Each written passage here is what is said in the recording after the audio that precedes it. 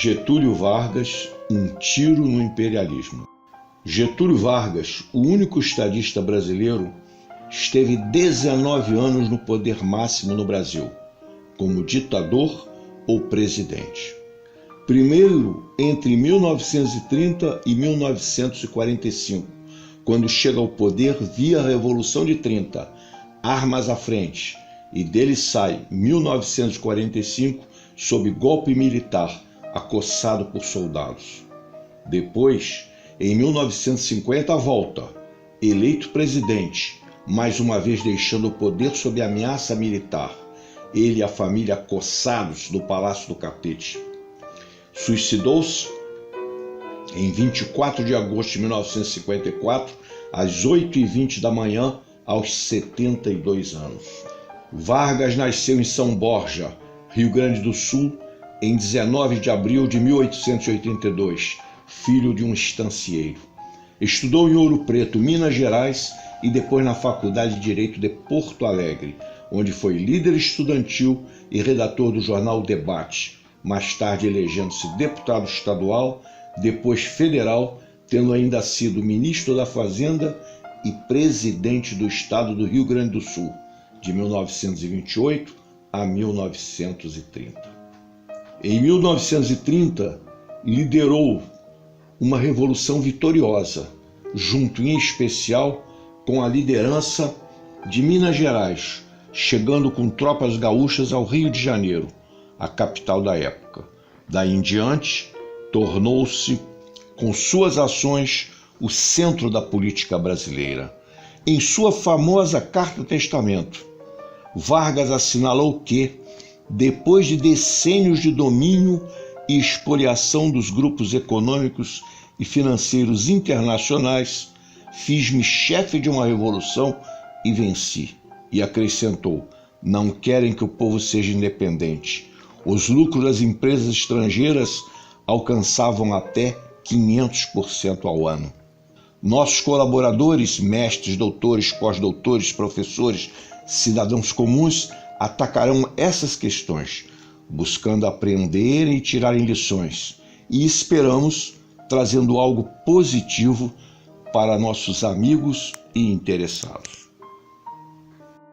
Getúlio Vargas, traidor, ditador, nacionalista ou estadista? Nós vamos hoje tratar dessa questão. Vejam que Getúlio continua um tema totalmente atual. Nós sabemos que Getúlio é o assunto mais procurado hoje pelos estudantes e em que mais questões caem nas provas, né? Getúlio e o seu tempo, o que já atesta a importância dele. Então, hoje, nós estamos aqui falando um pouquinho de Getúlio, te levando coisas que você não sabia, ou que você sabia e não se lembra. Mas Getúlio, o homem conhecido como pai dos pobres. Então hoje, vamos relembrar um pouquinho. Irã, o que você tem para acrescentar para a gente? Bom, Getúlio Vargas realmente é uma figura complexa demais. E não dá para discutir a sua participação na história do Brasil sem que a gente o localize num determinado momento quando ele se torna o centro das decisões políticas no Brasil. E isso acontece justamente pós a eleição de 1930, quando se dá o golpe que ficou configurado como a Revolução de 30, né, liderada por ele, em que na realidade o que houve ali foi um rearranjo das oligarquias, o rearranjo de força das oligarquias, em que a oligarquia paulista ela perde considerável espaço político, não econômico, mas considerável espaço político, e ascende ao poder também uma oligarquia rural gaúcha, mas vem com ele também um projeto de industrialização e traz com ele uma pequena burguesia, como a literatura costuma designar, ou a camada média urbana, em especial os tenentes, né, do movimento tenentista, e que vão desenvolver um projeto, vão aplicar um projeto de mudança estrutural do país. Isso aí a gente não pode desconsiderar, que mesmo tendo sido um rearranjo de forças dentro das oligarquias, esse rearranjo significou uma transformação estrutural da sociedade. Ela gradativamente passa a ser de uma sociedade agrária. São lançados os primeiros passos para ela se transformar numa sociedade urbana e industrial. Getúlio Vargas é a figura de um estadista brasileiro, notório estadista, agora que recebe às vezes ataque pela direita e às vezes pela esquerda, e pela esquerda mais consequente.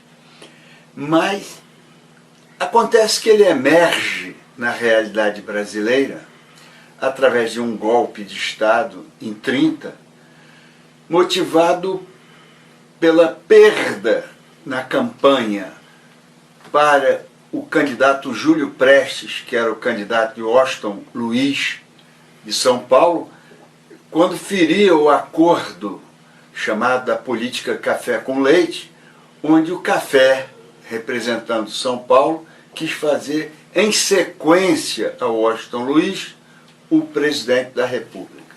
Articula-se Getúlio com Minas, Rio Grande do Sul e Minas, absorvendo a força também de uma grande parcela, a parcela maior do tenentismo, com exceção do maior líder deles, que era Luiz Carlos Prestes, e é desencadeado o movimento militar vindo do Rio Grande do Sul para o Rio de Janeiro, não é?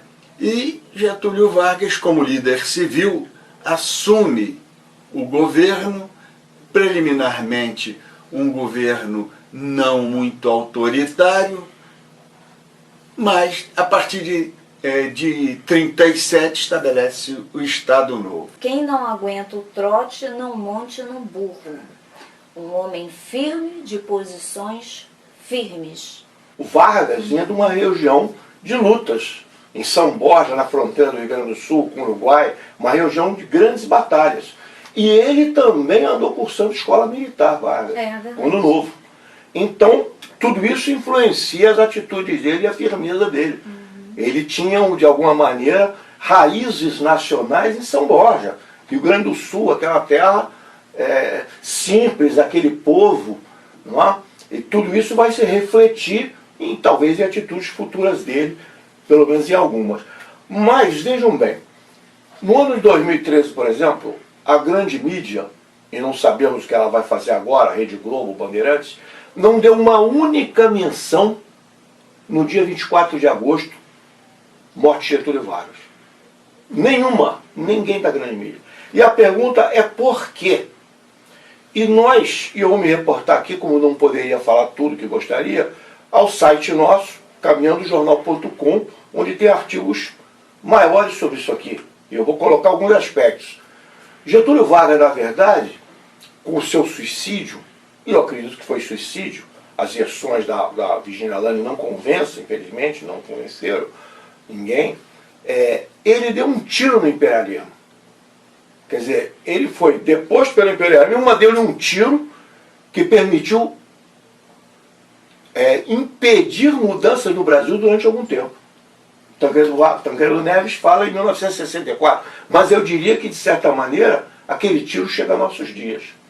Vejam, e a pergunta é, por que essa grande mídia não divulga Getúlio? E por que, numa data importante, talvez o único estadista brasileiro, 24 de agosto, a grande mídia não comemora Getúlio? Não sabemos o que irá fazer agora, hoje, na data que está sendo exibido esse programa, é 24 de agosto. E a pergunta é, nós levantamos aqui algumas questões. Por que Getúlio Vargas morre pressionado por corporações transnacionais, chocando-se com os interesses delas, essas big mídias, culpando-as pelas desgraças nacionais em sua famosa Carta de Testamento? Vários países, várias personalidades se envolveram a favor de Olga, a favor do Luiz Carlos Prestes, e para ele nada disso foi suficiente. Ele sabia que ela ia ser assassinada, ele é coautor do assassinato dela, ele deu ordem que o navio nem fosse parado, não parasse nem para abastecer, para que ela não tivesse a oportunidade de ser resgatada por ninguém. Bom, a minha conclusão é de que Getúlio, dependendo da perspectiva, né, do ponto de vista, Getúlio é um traidor da classe popular, mas para a classe dominante, jamais, principalmente para o setor vinculado ao mercado interno, os industriais, os grandes comerciantes. Sem sombra de dúvida, é um estadista, agora, extremamente autoritário, era um ditador. Portanto, o seu viés democrático é uma dissimulação. Por conseguinte, esse é o jogo desse equilibrista político, que por vezes leva uns apertos de um lado e de outro. Estão tentando exterminar a legislação trabalhista construída por Getúlio Vargas, os direitos trabalhistas. Mas, em compensação, o que é o governo estabelecido no Brasil de hoje, senão o herdeiro do golpe de 64 e já o herdeiro mais adistante dos porões de Filinto Tobiller? Olha, eu acho que já foi falado aqui o principal. Eu acho, não há dúvida nenhuma, que Getúlio foi um ditador, é evidente. Do prisma da classe popular, como bem foi falado aqui na mesa pelo Irã, sem dúvida foi um traidor do povo, na medida em que ele ajudou a amaciar as contradições sociais a serviço da grande burguesia, dos grandes grupos internacionais, etc. No conjunto, acho que ele foi nacionalista. Ele não traiu a nação em si, ajudou a manter a estrutura da nação. E, de outro lado, acho que, em vista do que se vê na história do Brasil, foi o único estadista brasileiro, manobrando no meio de uma série de contradições. Agora, eu diria o seguinte, o que fica ressalvado também, que nós não destacamos bem, é a relação do Getúlio e dos militares. Porque, na verdade, quem esteve sempre atrás do Estado Novo e de Getúlio foram os militares. Alguns que viraram para um lado e por outro, os tenentes, os generais, como ele disse em certa ocasião. Em 1930 eu fiz a revolução com os tenentes, em 1937 com os generais. Tira o termo revolução, vamos dizer que ele fez aí golpes, intervenções militares. Então, isso aí deixa patente mais uma vez a vertente militar atrás de Getúlio também durante décadas no Brasil. A mesma vertente militar continua hoje aí. Ou seja, o esqueleto brasileiro, em tudo de positivo ou negativo, deteriorado ou inexistente, tem sido a estrutura militar e as forças militares. É algo a pensar, esse relacionamento da nação com os militares, que até hoje parece não ter sido superado. E atrás de Getúlio sempre estiveram os militares. São questões interessantes, né? Sobre estadista, eu vou preferir não dar a minha opinião. Mas traidor com certeza, né? Traiu o povo de maneira vil, de maneira dolorosa. Mesmo fazendo as CLTs, ele sempre traiu. E tudo que envolve Getúlio é muito simples. Ninguém que se afiniza tanto com Hitler e Mussolini pode ser um bom exemplo para nada, né? Getúlio Vargas, traidor, ditador, nacionalista ou estadista? Hoje nós estamos aqui, mais uma vez, na rodada final, falando sobre a vida de Getúlio Vargas.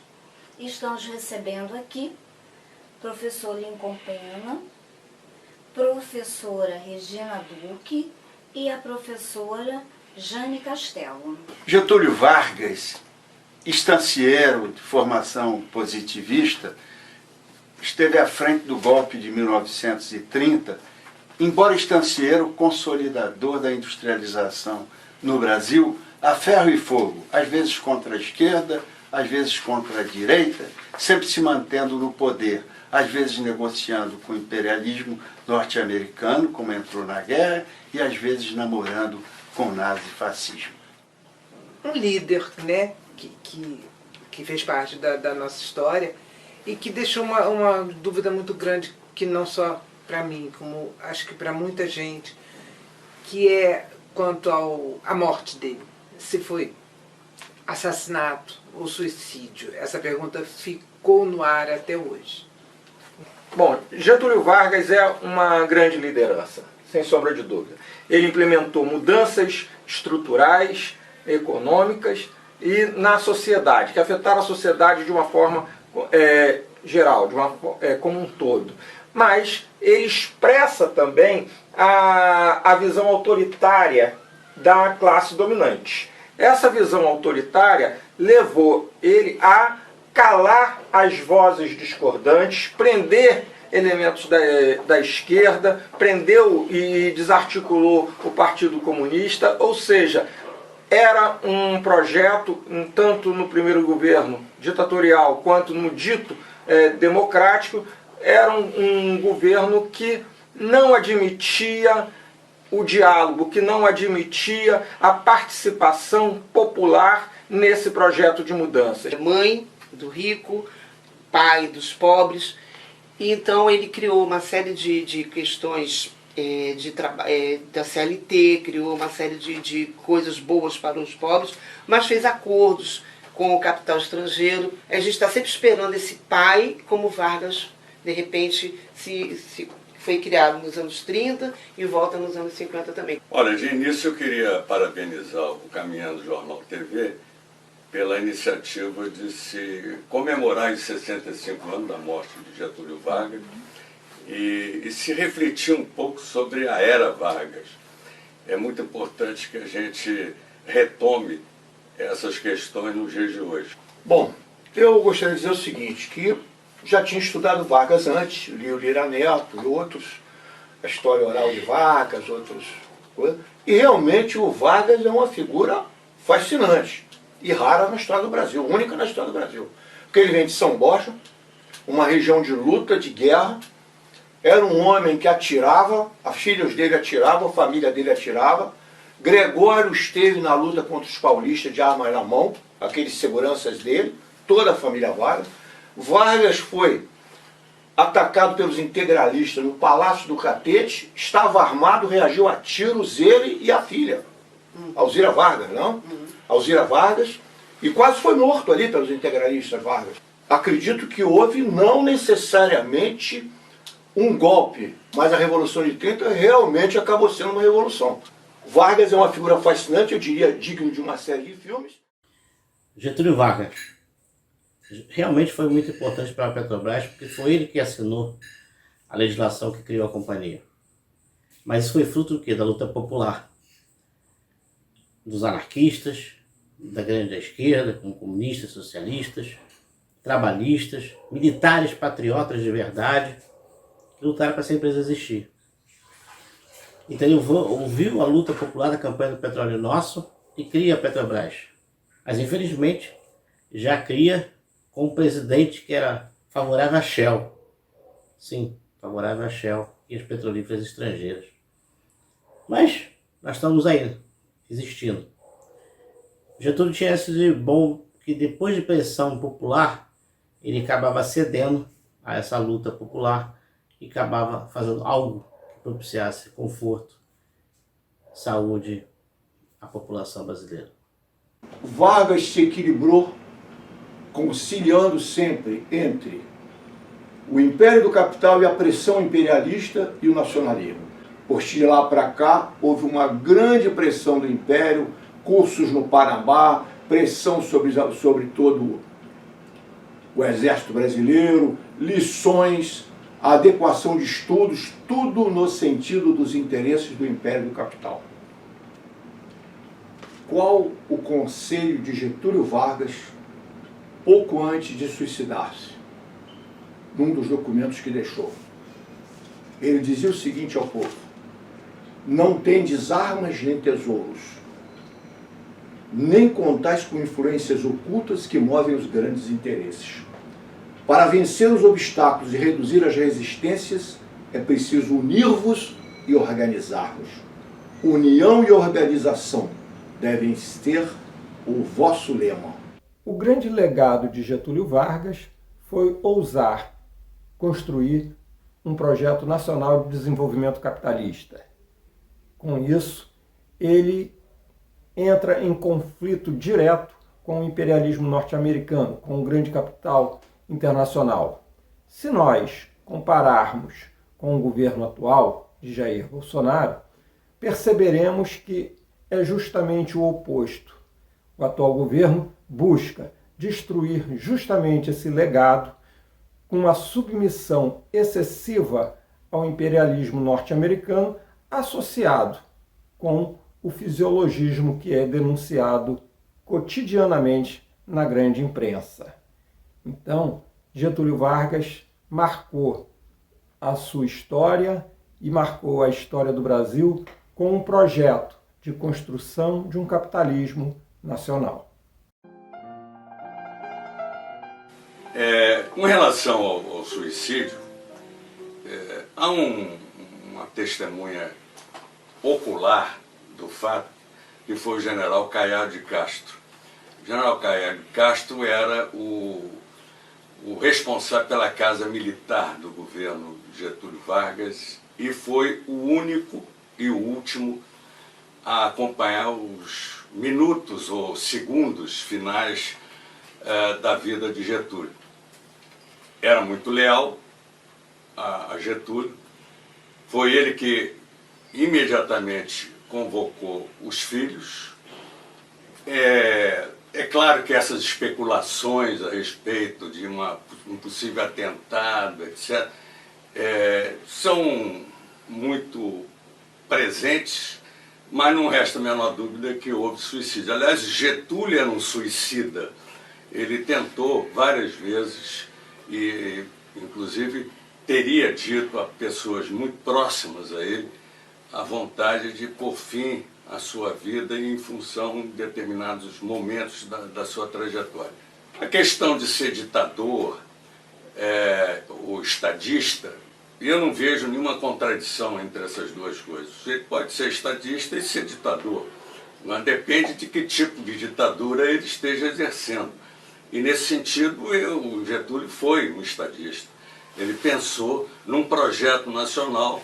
O fato dele ser um legitimista e não um legalista explica essa última frase da sua vida, com relação à Constituição, né?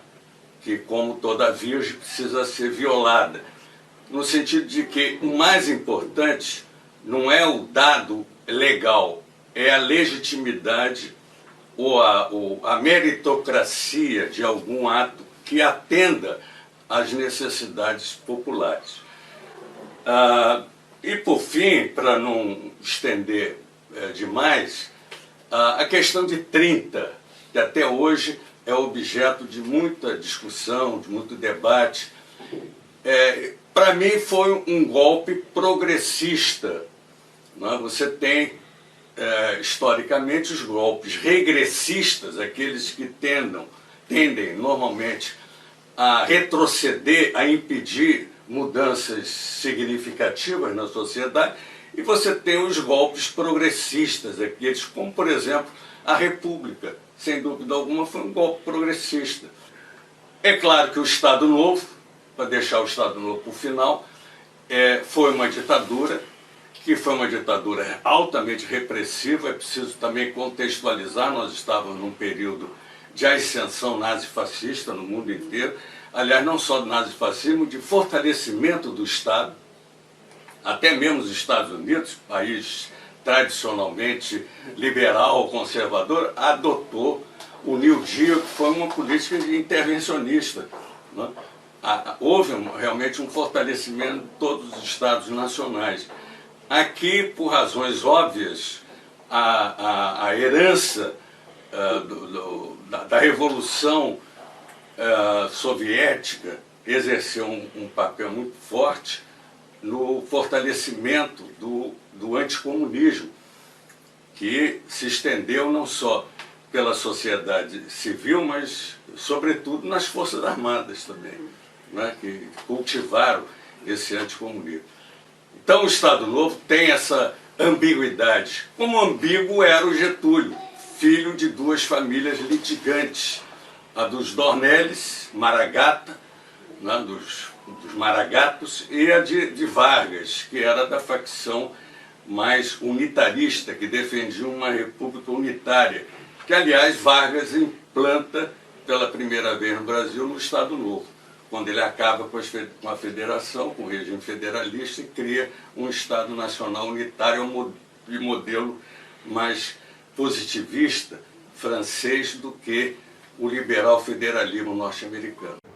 Em 24 de agosto de 1954, Getúlio Vargas, tido como único estadista brasileiro, às 8h30 da manhã, se suicida com seu revólver 32 madrepérola no catete.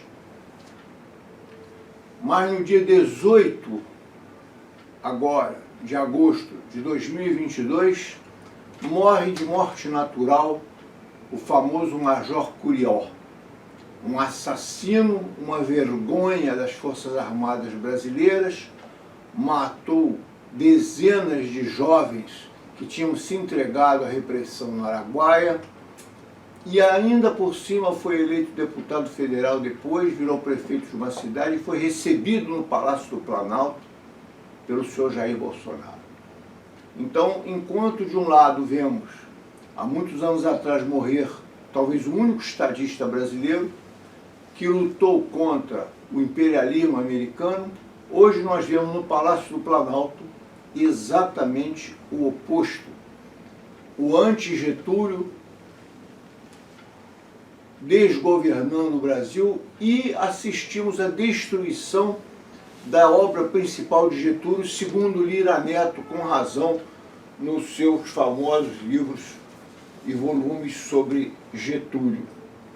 Ou seja, a Petrobras, a Eletrobras, a Companhia Siderúrgica Nacional e a CLT.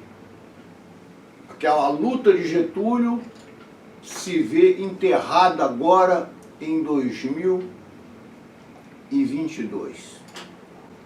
Nós verificamos que Bolsonaro e o que ocorre hoje no Brasil não é fruto do acaso. De fato, de lá para cá, tivemos, de 1954 a 64, uma demolição feita pelo Império do Capital e seus discípulos locais, a ele vendidos ou subordinados, numa liquidação do governo João Goulart, que tentava ainda uma política nacionalista e democrática, e daí em diante o golpe de 64, 20 anos de violência militar, uma série de episódios dúbios e uma série de erros cometidos, e finalmente chegamos a Fernando Henrique, Dilma, Lula, etc., e a Bolsonaro. Então nós fomos desde Curió a um Bolsonaro que recebe Curió. Fomos desde um Getúlio Vargas numa decadência total da soberania nacional brasileira e do desejo de independência a um indivíduo como o atual desgovernante da República. Mas isso não ocorreu casualmente. Isso foi uma imposição do Império do Capital com os Estados Unidos atrás. Como está hoje, atrás do atual governo que temos. E por que as dificuldades nos dias de hoje? Explicitou Ellen Wood no Império do Capital.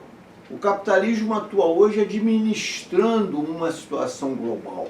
Ele não atua mais daquela forma neocolonialista de botar apenas tropas, invadir o país, como fizeram na China, matando 20 milhões de pessoas na famosa rebelião de Taiping, como fizeram no Vietnã, no Iraque. Eles têm, quando podem, meios mais baratos e sutis de dominação, através do mercado, a quem o trabalhador é obrigado a recorrer. Getúlio Vargas é uma personalidade histórica brasileira emblemática, de ditador a pai dos pobres. Em 30, ele consegue acabar com o ciclo político do café com leite, ou seja, a alternância de governo à presidência da República entre Minas Gerais, o leite significaria o leite, e o café de São Paulo. Duas grandes oligarquias que se alternavam no poder. Ele cria a ruptura. Tem que se dizer isso. Nada no período de Vargas foi de graça.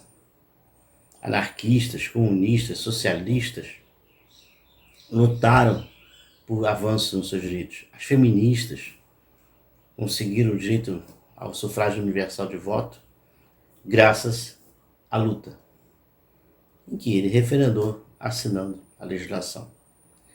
O mesmo aconteceu com a Petrobras. Ele relutou muito ao ouvir companheiros como Monteiro Lobato, dentre outros, que havia petróleo no Brasil. Repreendeu Monteiro Lobato, inclusive.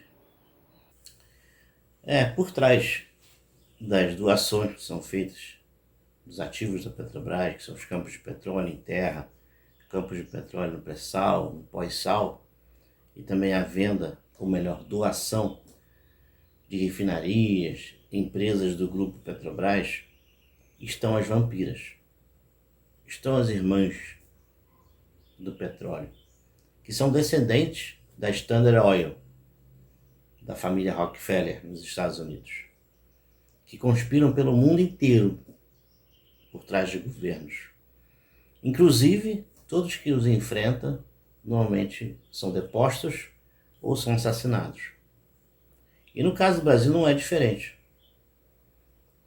Exemplo, Getúlio Vargas, as forças ocultas a que se referia na sua carta de testamento. Não é de hoje que as forças ocultas atuam no Brasil. Inclusive, todo o período da história do petróleo no Brasil, antes da Petrobras, mostra o quanto os estrangeiros evitaram que o Brasil encontrasse petróleo e que legislasse em proveito da população, caso esse petróleo viesse a ser descoberto. A mesma coisa, Getúlio vem a cometer suicídio esse polêmico, certo? Você depois tem um período histórico de 62 a 64, em que as forças ocultas atuam novamente, tanto que Jânio Quadros também o denuncia, mas não cita quem é, mas provavelmente estão novamente os dedos de óleo e de ouro negro no seu afastamento de governo, e também muito mais ainda com Jango, com toda aquela conspiração, virar primeiro-ministro, Tancredo Neves, João Goulart vira presidente somente de Estado, figura de Estado no exterior, mas consegue converter os processos à sua naturalidade, que João Goulart é conduzido à presidência da República como chefe de Estado e chefe de governo. A Operação Condor, instalada na América, no caso, América Central, até o Chile, incluindo o Brasil, que conspira pelo golpe de 64, civil e militar. E também, recentemente, com a deposição de Dilma Rousseff do governo. Também com conspiração das petrolíferas estrangeiras, que não se contentaram com a lei da partilha.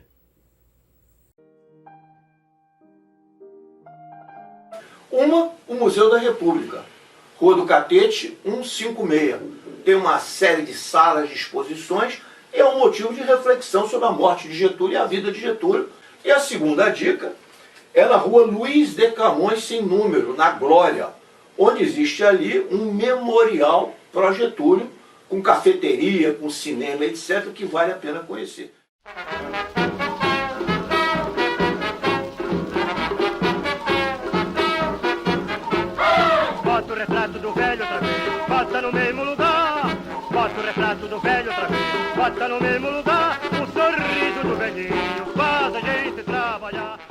Porque esses homens já não temem a morte e têm de seguir lutando desde o lugar em que caem até que a vitória só esteja nas tuas mãos, embora estejam cansadas, pontuais, mortas, porque outras mãos vermelhas, quando as tuas caírem, plantarão pelo mundo os ossos dos heróis, para que a tua semente encha assim toda a terra. É do Canto a Stalingrado, de Pablo Neruda.